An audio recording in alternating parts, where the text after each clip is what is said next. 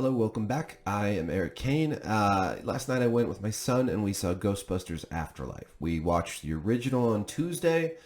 He had never seen that. I don't know how we had never watched that together, but we watched it Tuesday.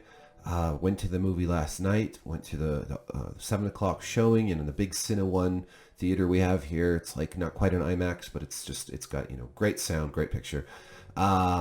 And I try to see everything on that screen for two reasons. One, it looks best, it sounds best with the Dolby Atmos sound, and also it's more expensive, so people don't bring their little kids as often. So if I go see a movie there, I'm less likely to be sitting next to, a 2-year-old wailing, especially like R-rated movies. But anyways, I'm getting sidetracked. Ghostbusters Afterlife was great. It was really great.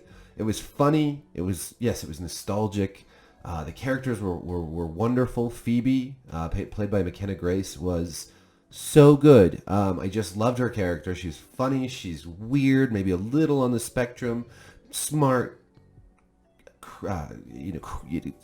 Just a witty, smart kid. I loved how she was written. I loved her friend podcast. It's his name is podcast. He's like always running his little podcast about the unnatural. It was just a really good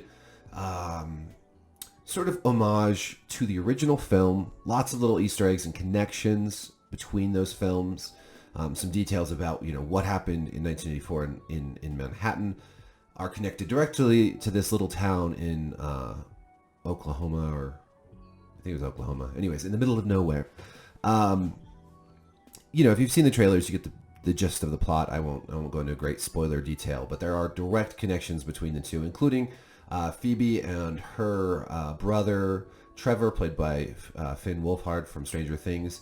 They're the grandchildren of Egon Spengler, Harold Ramis's character, and their mom is the estranged daughter of Egon Spengler. They never really met. He abandoned his family, and you learn why he abandoned everybody, including the other Ghostbusters. As they go out to his old farmhouse where he's passed away. Harold Ramis, of course, passed away a number of years ago. But really, the movie is not just an homage to the original film and a sort of continuation of that story, but also an homage and tribute to Egon Spengler and Harold Ramis. The movie's dedicated to him. And of course, the movie's directed by Jason Reitman, the son of the original director of the 1984 Ghostbusters. So there's lots of connections, and it's really...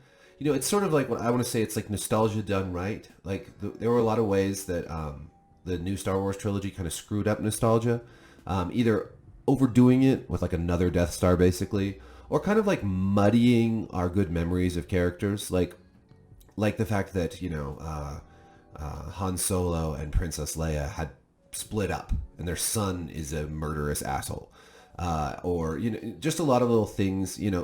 I didn't mind the Luke Skywalker stuff as much because he kind of echoed Yoda and Obi-Wan Kenobi both going off into their own hiding. And I kind of liked that continuation of like the hermit Jedi retreating into their failure before coming back and helping, save the world again. But a lot of little ways where the new Star Wars trilogy screwed up by either layering on the nostalgia too thick or kind of screwing up our memories of beloved characters or repeating past storylines. I think they do it better in Afterlife because, for one thing, it pays respect to these old characters. It doesn't make us feel bad about them. It sort of teases that it might at first, but then it shows that this was a heroic figure and everything. I won't spoil that, but you'll see. And yes, we have sort of this that we do have some of the same story and conflict from the original Ghostbusters emerge here, but it's not quite. It's. I guess it doesn't bother me as much as the Death Star happening again because first of all, it's not the third time we've used a Death Star. We've used this plot device, and because I think it's appropriate. I do think that like Force Awakens had the most right to sort of redo what was done in A New Hope, right?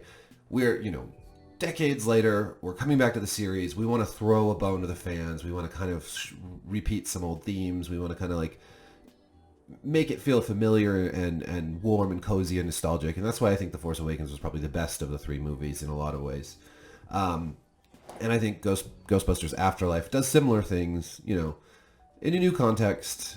We're not, like, problem with The Force Awakens was like, hey, the Empire's back, but it's called a new thing, and we're back to square one. Like, that was kind of silly. Like, they really should have done something more like along the lines of like Thrawn, or like, it's not just the plucky rebels fighting the big Empire again, but more like, here's a war going on between equals or something. But anyways, I should just make a video about the Star Wars trilogy soon, because I have a lot of thoughts on it. But Ghostbusters Afterlife is funny. It's charming. Its characters are great. It's well cast.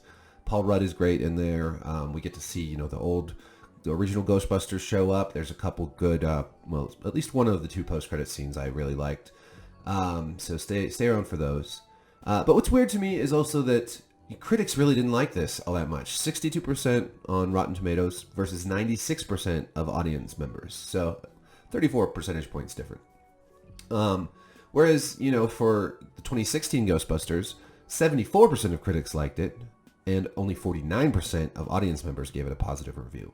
I blame this on the culture wars. There was a lot of culture war stuff going on with the 2016 Ghostbusters. A lot of sort of assumptions being made. This was an all-female Ghostbusters.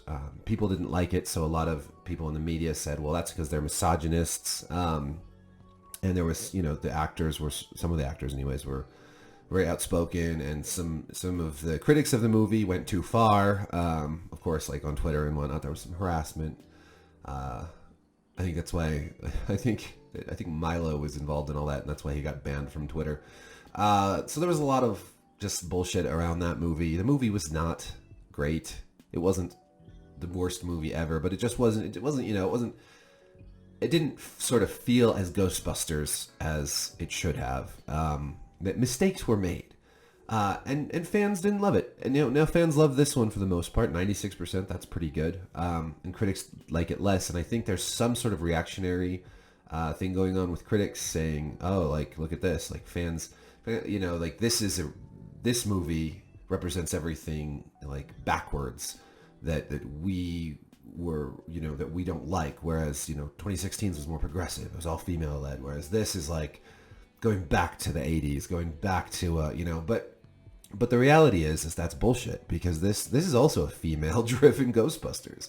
The main character is Phoebe. Very, very clearly, she is the central character. This is an ensemble film. Sure, there's lots of characters and they all have parts to play, but Phoebe is the central protagonist, and she's great. So this is a female-led Ghostbusters also. I think people are just ignoring this. And of course, a lot of the complaints are not explicit. There's not a lot of explicit culture war stuff, but you have like the New York Times saying that it's just nostalgia and it's all for selling merch. And it doesn't do anything new or interesting, and it's just, jokes and action. And it's like, well, you know what? Guess what? This movie was made for fans, and I think fans are going to like it. From what I saw at the audience, fans like it. People were laughing. People seemed happy. And that's kind of not a bad thing. It's not bad to make movies for fans. It's not bad to produce content that fans want to see. It's not always bad to push the boundaries a little. It's not always wrong to try new things, obviously.